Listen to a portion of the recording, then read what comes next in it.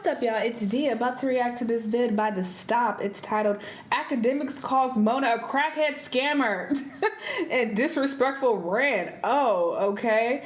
So I have been seeing some headlines about Mona and Ak beefing for whatever reason.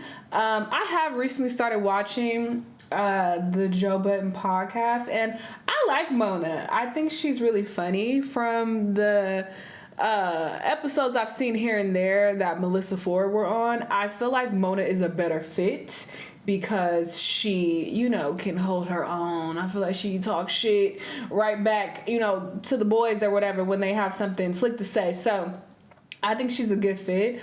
So it's crazy that she's already beefing with Ak, because she just recently got hired on the cast, with Melissa Ford leaving. So it's like, already? What's happening? Let's see what's going on, though. Let's watch. I got a crack trying to come beef with me. Yo, y'all over there at JVP, I don't care. She can't talk. Shorty's a whole scammer. I got a list of clientele who they trying to spin the block on you. You know what one person said? Yo, Ak, I don't want to come on stream to talk to this scamming ass. I want to file a lawsuit. Just fund it for me. Oh my God. Okay, he on his Drake shit.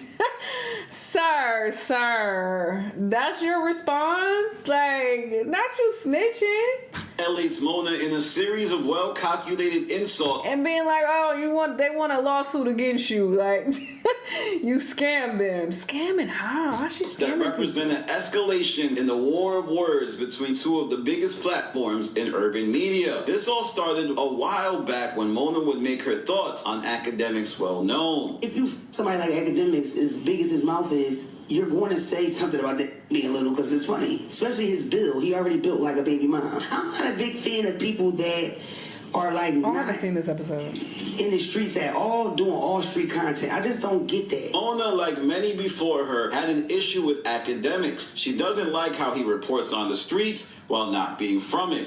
It isn't a novel concept and something she would echo on the show many times. Once again, she would vocalize it in a way that was disrespectful, highlighting how he was fat, he had a small member, and he looked like a chicken nugget. Wait, how was this relevant?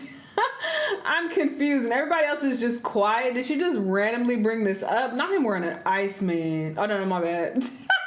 That says ice cream. I was about to say, like, hold on. Not he riding Drake that hard. Okay, never mind. It says ice cream. Anyway, so she just randomly started talking shit about Ak. That's odd. I need to watch that episode for better context, but maybe he came up, but I'm curious what the other people had to say, because I know Joe is cool with Ak. I'm not sure about everybody else. But yeah, that's odd for her to start talking about this man's penis. All types. What was the relevance? Types of ad hominem attacks. As time would go on, Akademiks would initially take a light approach to Mona and not go on a typical academic rant. Then I'm seeing her talking crazy outside of her mouth. I ignored it like 3 times. But last night, Akademiks went places that there's really no coming back from. He would play Tony the Closer's recorded conversation of Mona revealing her health issues and admissions of scamming. She's talking about, I done scammed so many people. Keep in mind, this is a drug addict and a crack whore. You having a stroke in 2 seizures, bitch. Okay, never mind. I was calling Ak a snitch, but she's snitching on herself. Why are you admitting that you scam people? For me? Really? This was addict and a crack whore. You having a stroke in 2 seizures, bitch, for me? Really, this was intense, as Mona was saying she had a stroke and she didn't want to go die with any debts. Something that was pretty morbid, but also may have confirmed that Mona is indeed scamming people. He would also say that he would fund a lawsuit against Mona on behalf of the people that she scammed. I don't really believe Akademiks will get into this, but I do think that might represent an issue for Joe Budden, who has Mona on his show and is also seemingly frenemies with Akademiks. He looks so much like my dad. Every time I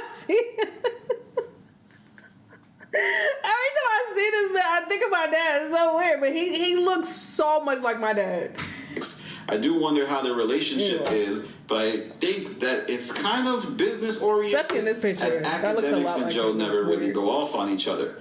I just sent him a picture, but like, you don't think this looks like? the Bond Daddy. That looked just like that man. Business-oriented, as That's Akademiks crazy. and Joe never really go off on each other. Akademiks would also call Mona a drug addict. This is an attack on her character, though I don't have any clue if this is true. There are people who have said that she acts on the show in a way that's really jumpy, up and down. Maybe that's just her character, but... Yeah, I'm about to say, it doesn't give drugs. It just gives, like, that's just who she is. Akademiks playing into it with this narrative is something that people might monitor. Another tried and true method Akademiks would engage in is going directly at Mona's contribution to the Joe Budden podcast. I do like the Joe Budden podcast. It's intolerable these days because I can't listen to Shorty. She dominates conversations with anecdotes that I don't care about. A lot of times, I like to listen to Ice because he's in... She does do that sometimes. So I'm like, all right, girl, wrap it up. All right, let's move on. Because there are other people on the cast. We need to hear everybody speak. And sometimes she does kind of dominate a bit, or she'll go on this like longer tangent. And it's like, okay, girl. Leah's giving... So she just needs to learn to, you know, just keep it cute, keep it short, and like move on. a realistic music perspective. Ish gives life perspective. Joe, he's everything. Flip, comedic relief. Parks, my boy, he got really I like technical. it. I like that. This bitch just come with a bunch of like Parks blabbermouth. also talks a lot nowadays. I remember I did used to watch them back in the day when Rory and Mal was on there. You know, I watched way more episodes back then, and I remember Parks didn't talk as much, and I liked him more back then. He yaps a lot now, and I'm just like, oh, is he a part of the cast now? Like, what's up? Like, they even gave him a little chair, and they like panned the camera to him and everything. Now I'm like, oh, you know. So I will say I like Parks more, you know, back in the day. Not gonna lie, but. I don't like Flip, and that's it. I like everybody else. I really like Mark a lot, but Flip, he can go. Sloppy, my opinion. shit. Like, what the fuck is going on, man? Gotta cut it up. Skip. Now here he's playing into the idea that Mona is ruining the listening experience I think at the Flip does. expense of other members on the show, like Ice, Flip, and Ish. Interestingly enough, Akademiks makes no mention of Mark, who is someone else on the Joe Budden podcast Right. that Akademiks Don't do has Mark. been at war with. I believe yeah. this is really Yeah. smart by Akademiks. When you're Damn. trying to get at somebody, you don't necessarily diss the person. You diss how they make their money. You play into the narratives about them that people already believe is true. Very, very similar playbook to what he did to Rory and Mal. Recall how with Rory and Mal, Akademiks would say, you're not an owner, you're not a boss, you're just beneath Joe, you're Jay-Z's pre-cum, you're on Joe Budden's nuts. Like, these are the things that Akademiks does. And if you're not really mentally prepared for it, it can bother you. And let's see. No, if those are iconic rants. He would call them Rory and Mealy Mall.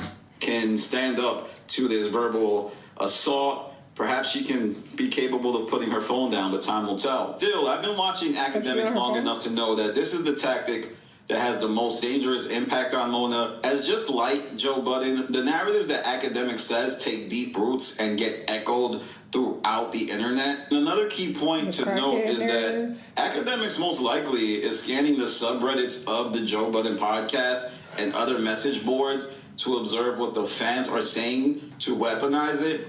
So that's one thing you got to understand is I don't think Akademiks is coming up exactly with these talking points. He's reading the message boards, he's reading the Reddits, and he's seeing all of the Lipstick Alley. comments people have about people feeling that Mona is He wouldn't do long-winded. that. She takes over the show. She doesn't let other people speak. She doesn't pass the ball. It's visible to anybody. Does he have something in his mouth here? It seems like he put something in his mouth.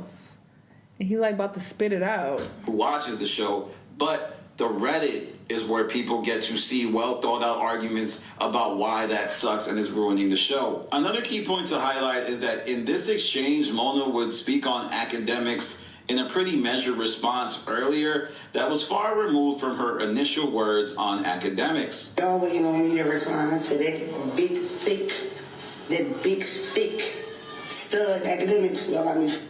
I wish I would. Look how he called me a scammer. He a rat. Look how you going to scare when you ratting in your comeback. I mean, that's what I said, but girl, he put up a clip of you admitting it yourself. Like, come on, you can't call him a rat at that point. If you yourself put it out there. Your comeback is radish. You fat rat stinking. You go to events, you can't even be the scene. You got to be in the background. You come to the events when you come to the events through the back and sit in the back where everybody's sitting in the back because you can't sit in the front because you scared because you don't like going back and forth with a. Say it to my face. One thing that was off in this earlier response is that she would accuse Akademiks of going back and forth with a woman, but this was an issue for me because she was the one that initially had sparked this whole verbal tennis match. At that point. She initiated the conflict, and now she's getting a lot back. But you want to talk about narratives? If he's gonna use that tactic and feed into the common narratives about her or whatever, that's what this guy is implying, then she could do the same thing, because that's a very common narrative about Ak, is that he goes at women super hard, he's always arguing with women. So she's probably playing into that, even though she technically started it by talking shit about him first, on his dick little and this and that, but she's probably playing into that narrative because that's a narrative people use on Ak. But it seems like she wants to take the exit ramp, but we'll see if she fires as a result of this crazy rant.